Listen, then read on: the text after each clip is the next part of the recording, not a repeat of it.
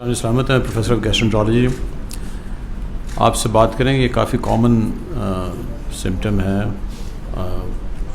Constipation, جس کو انگریزی میں کہتے ہیں یا قبض اس کو کہتے ہیں. لیکن قبض سے پہلے جب ہمارے پاس مریض آتا ہے تو ایک چیز ضروری ہے کہ ہر کلچر میں جو نام ہوتا ہے یا جو ٹرم ہوتی ہے وہ اس کا مطلب ڈفرینٹ ہوتا ہے.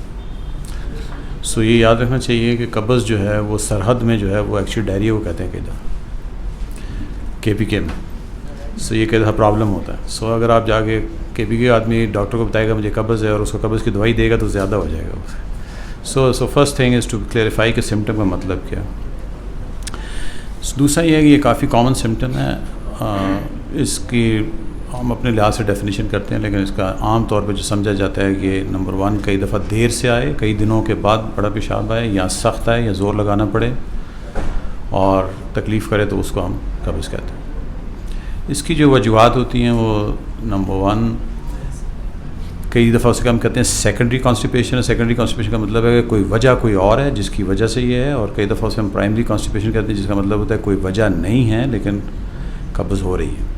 سو جو وجوہات اس کے کانسٹیپیشن کی ہو سکتی ہیں یا قبض کی جو ہو سکتی ہیں، ان میں جو فار ایگزامپل موسٹ کامن یا جو عام طور پہ وجوہات ہوتی ہیں وہ یہ ہوتی ہے کہ خوراک کم لینا ہے، یعنی کہ کئی دفعہ لوگ ایک دفعہ کھانا کھاتے ہیں، 2 دفعہ کھانا کھاتے ہیں.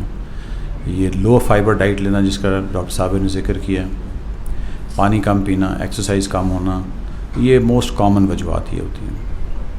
لیکن جو باقی بیماریاں ہوتی ہیں وہ بھی کچھ کر سکتی ہیں. مثلا تھائرائڈ کی بیماری ہے، شوگر کی بیماری ہے، کچھ اور پرابلمز ہیں جس میں ان کو ہم کہتے ہیں کیلشیم کم ہو گیا، فاسفیٹ زیادہ ہو گیا، اس طرح کی چیزیں جو ہیں یہ کم ہوتی ہیں. یا کوئی نیورولوجیکل پرابلم ہے جس طرح فالج ہو گیا، یا پیشنٹ جو ہے بسترے پہ ہے، یا پیشنٹ جو ہے اس دوائیاں لے رہا ہے کسی وجہ سے. سو اکثر دوائیاں جو ہیں وہ بھی کانسٹیپیشن کر سکتی ہیں. بلڈ پریشر کی دوائیاں لے رہے ہوتے ہیں آپ، سائیکیٹری کی دوائیاں لے رہے ہوتے ہیں، شوگر کی دوائیاں لے رہے ہوتے ہیں، بہت ساری اور بیماریاں، تو ان کو کہتے ہیں ہم سیکنڈری کانسٹیپیشن. تو جب آپ ڈاکٹر کے پاس جاتے ہیں تو وہ یہ دیکھتا ہے کہ پرائمری کانسٹیپیشن ہے یا ایسی کوئی وجہ ہے. اور یہ بڑا ضروری ہے کیونکہ اگر اس کو ہم اس کی وجہ کو ختم کر دیں گے تو کانسٹیپیشن ٹھیک ہو جائے گی.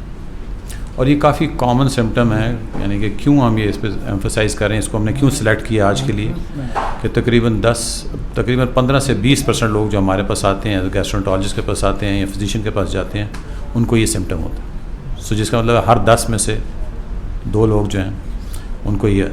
تو اس لیے کافی کامن ہے، اس لیے ہم اس کو ڈسکس کر رہے ہیں. پھر کچھ کانسٹیپیشن ہوتی ہے جو کہ ان یوزول ہوتی ہیں، کامن ہوتی ہیں، اس میں کوئی وجہ نہیں ہوتی. وہ کچھ پیدائشی طور پہ یا دوسری طرف موومنٹ سلو ہوتی ہے، بڑی انٹسٹائن کی اس میں پانی جذب ہو جاتا ہے، وہ سخت ہو جاتا ہے. ٹھیک ہے نا، اس کو ہم پرائمری کانسٹیپیشن کہتے ہیں.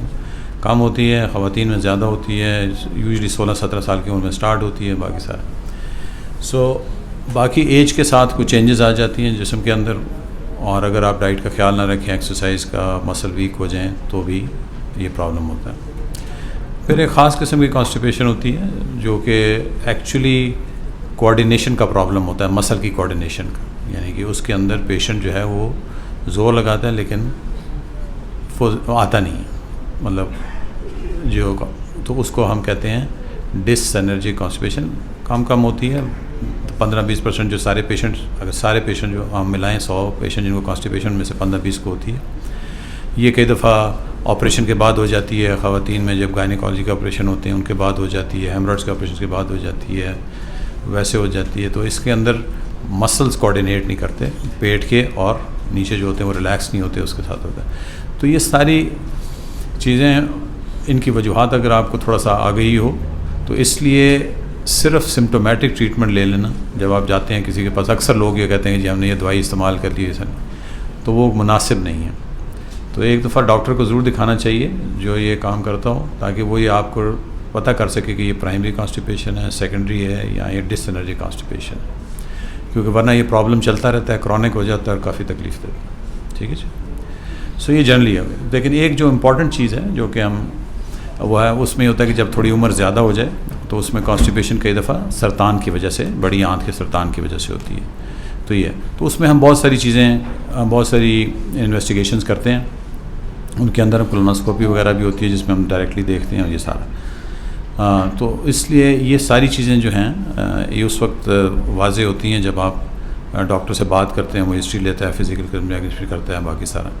تو اس لیے جو پیغام ہے وہ یہ ہے کہ یہ کافی کامن سمٹم ہے, تقریباً 20% کو ہوتا ہے.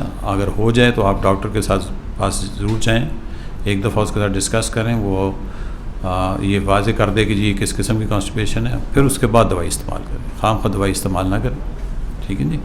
اور یہ جو چیز ہے, اور یہ امپورٹنٹ چیز ہے کہ جو انویسٹیگیشن سجیسٹ کریں وہ آپ ضرور کروائیں, کیونکہ وہ آپ کے فائدے کی بات ہے. لیکن جنرلی جیسا میں نے کہا کہ موسٹ کامن خوراک کا خیال رکھیں, پانی پئیں. اور ایک چیز جو میں بتاؤں گا جس سے وہ انجری بھی ہوتی ہے, ہیمورائڈز وغیرہ بھی ہو جاتے ہیں, وہ یہ ہے کہ اگر آپ باتھ روم میں موبائل وغیرہ استعمال کریں, کتاب کو لے جائیں, زیادہ دیر بیٹھے رہیں, وہ بھی ٹھیک نہیں ہے. سو یہ چیزیں نہیں ہونی چاہیے. شکریہ. آخر میں ریکویسٹ کروں گا تو